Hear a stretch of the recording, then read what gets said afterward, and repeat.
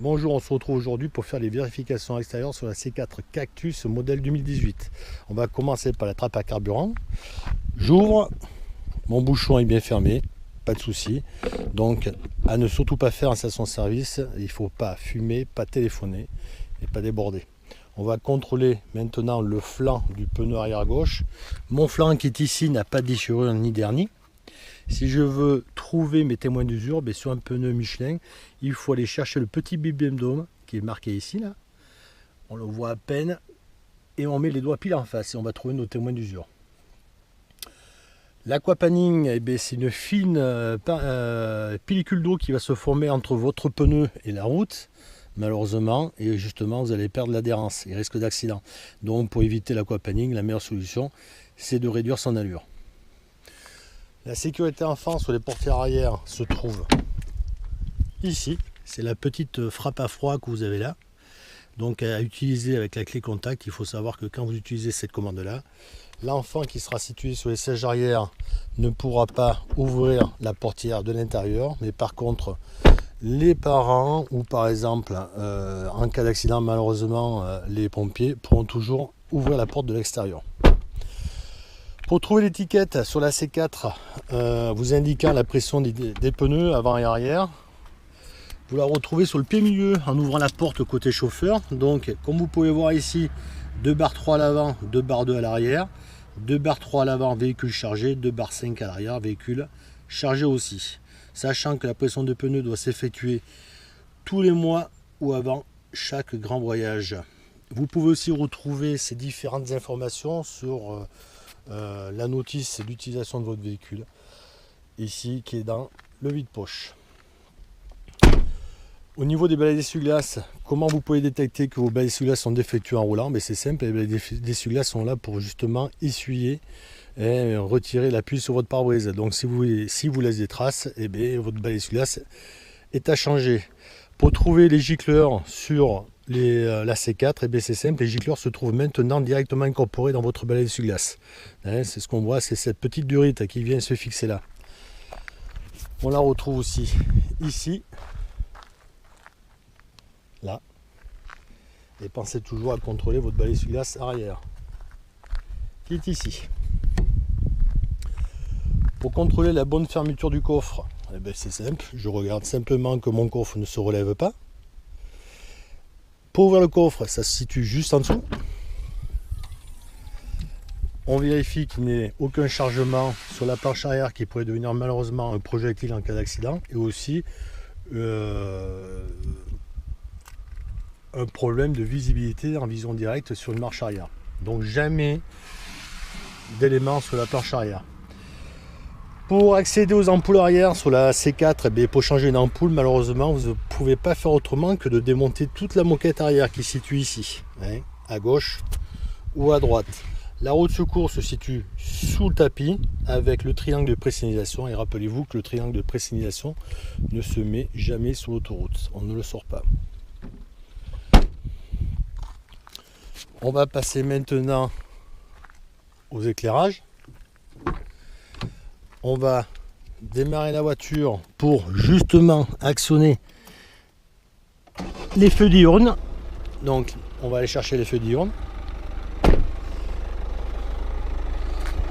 Alors vous les avez ici et ici. Donc feux diurnes qui servent à être mieux identifiés la journée.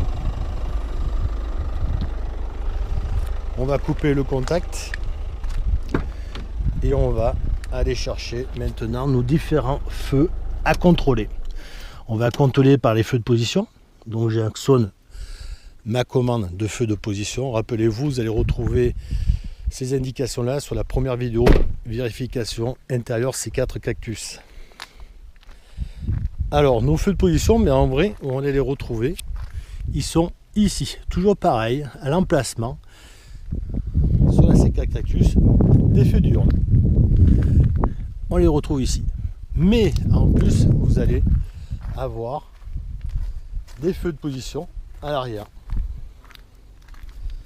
Ici, ici et ici. Donc à dire à votre inspecteur propre en bon état.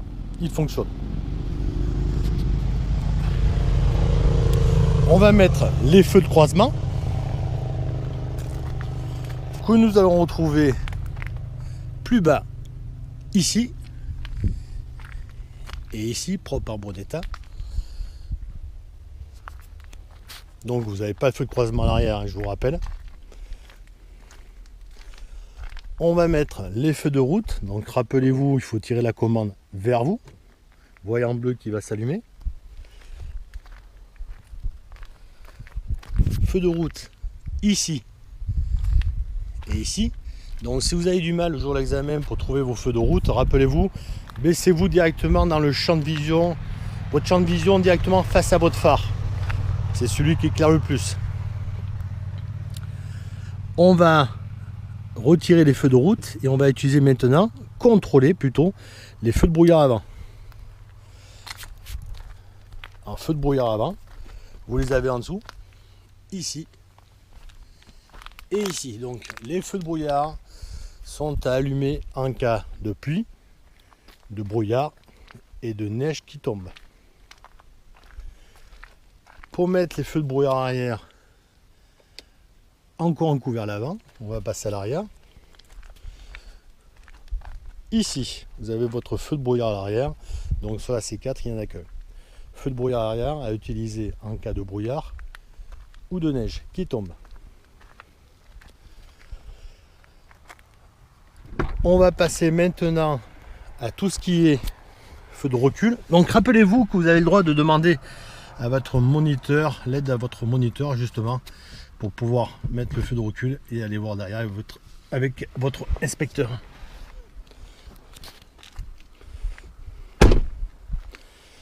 Donc feu de recul ici et ici. Donc l'utilité du feu de recul, c'est indiquer aux autres qu'on est en train de reculer justement, et aussi éclairer votre zone de recul.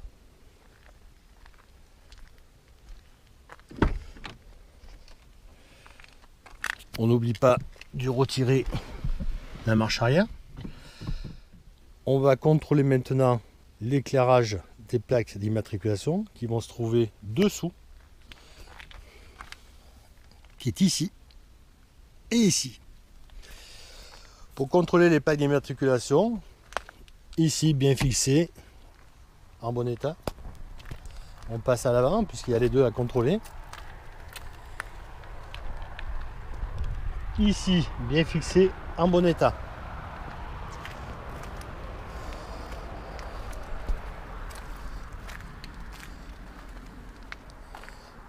En dessous, vous allez retrouver les feux réfléchissants qui sont ici et ici. Donc, ces feux réfléchissants servent simplement à renvoyer la lumière la nuit pour pouvoir identifier un véhicule stationné sur le bas-côté au bord de la route. Donc ici vous avez les feux stop. Pour pouvoir les activer et être derrière avec votre inspecteur, vous ferez appel à votre moniteur. Donc ici propre en bon état il fonctionne, propre en haut en bon état il fonctionne, propre en bas à droite il fonctionne. Quel est le risque de ne pas avoir de feu stop sur une voiture? Malheureusement, de ne pas détecter un véhicule devant vous qui est en train de freiner, de risque de le percuter, ou que ce soit vous-même qui ait un problème de feu et que vous fassiez percuter sur l'arrière. On va contrôler les clignotants côté droit, côté trottoir. Donc ici, propre en bon état, il fonctionne. Le répétiteur, propre en bon état, il fonctionne. Et à l'avant, propre en bon état, il fonctionne. Il faut savoir une chose, si votre voyant au niveau du tableau de bord se met à accélérer, ça veut dire que vous avez une des ampoules qui est grillée. Pour actionner les feux de détresse, on va appuyer sur la touche triangulaire feu de détresse sous la tablette. On va sortir du véhicule et on va pouvoir contrôler les quatre coins du véhicule. Propre en bon état, il fonctionne au niveau du répétiteur du rétro. Ici à l'avant, propre en bon état, ça fonctionne. Propre en bon état, ça fonctionne. Propre en bon état, il fonctionne. Propre en bon état, il fonctionne. Et propre en bon état, il fonctionne. Bon, dans quel cas vous avez le droit d'utiliser les feux de détresse? C'est simple. Si vous avez un accident ou sur les lieux d'un accident, si vous êtes en panne et le dernier file sur une route en cas de gros freinage. On va maintenant contrôler la partie moteur. Pour ouvrir le capot, on ouvre la porte côté chauffeur et on tire. On va se mettre à l'avant du véhicule, placer ses mains du côté droit du chevron Citroën. On va passer nos doigts et lever le capot et penser à mettre la petite béquille centrale côté jaune. Ici, donc, nous allons retrouver le bouchon de remplissage du liquide lave-glace. Si je dois rajouter du produit, je mettrai toujours du produit anti-gel pour l'hiver. Nous avons ici le bouchon de liquide de refroidissement. Pensez toujours à surtout pas ouvrir ce bouchon avec un moteur chaud. Attends toujours que le moteur soit froid, sinon risque de brûlure. Quel est le risque de ne pas avoir de liquide refroidissement? Mais surchauffe du moteur et malheureusement casse du moteur. Ici vous avez le bouchon d'huile moteur. Quel est le risque de ne pas avoir d'huile dans le moteur? Et bien casse du moteur. Ici nous avons la jauge d'huile pour connaître la quantité d'huile à mettre dans ce moteur là. Bon, pour faire une bonne prise de niveau, on met toujours le moteur, il faut qu'il soit froid, il faut que le véhicule soit sur une surface plane et votre niveau doit se situer entre le maxi et le mini. Nous avons le bouchon jaune ici qui est celui du liquide de frein. Donc si vous avez une baisse importante de liquide de frein dans ce réservoir là, vous avez sûrement une anomalie au niveau du freinage. Pensez à mener votre voiture chez le mécano. Ici nous avons la batterie. Donc si vous tombez en panne de batterie, vous avez la possibilité de redémarrer votre voiture à l'aide de câbles en branchant les deux batteries en parallèle. Plus plus, moins moins. Pour changer une ampoule avant, vous allez retrouver ici la trappe ronde qui va vous permettre d'accéder aux ampoules avant.